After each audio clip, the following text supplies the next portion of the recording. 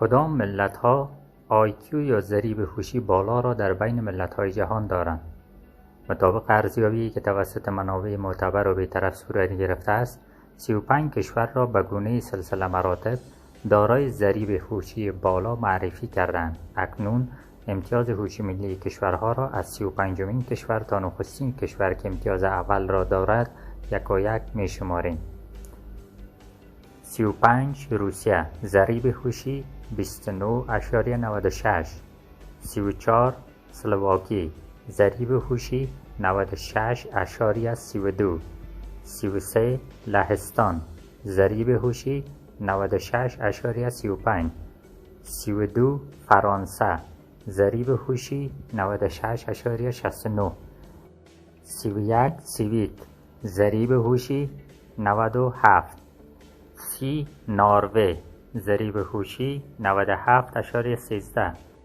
29 ایالات متحده آمریکا، ضریب هوشی 97.43. 28 بلژیک، ضریب هوشی 97.49.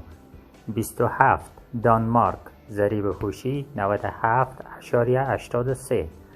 26 ایسلند، ضریب هوشی 98.26.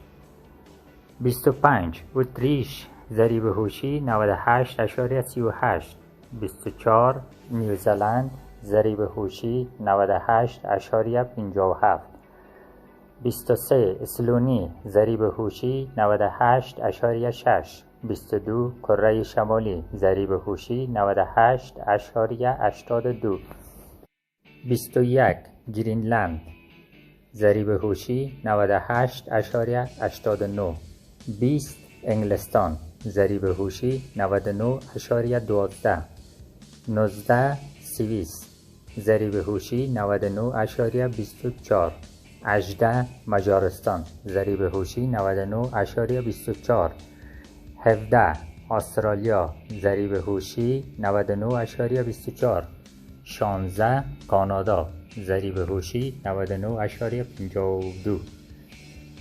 15 کامبوج، ضریب هوشی 99.75.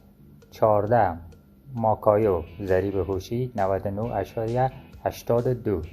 13 لوکزامبورگ، ضریب هوشی 99.87.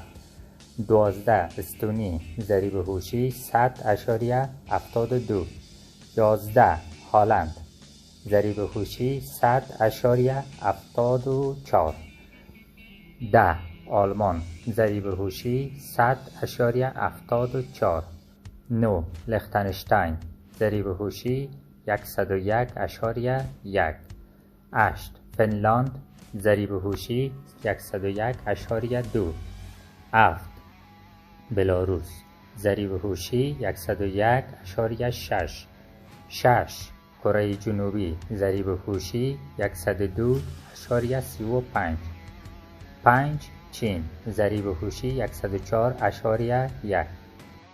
4 هنگ کنگ، ضریب هوشی 105.37. 3 سنگاپور، ضریب هوشی 105.89. 2 تایوان، ضریب هوشی 106.47. 1 ژاپن یا ژاپن، ضریب هوشی 106.48.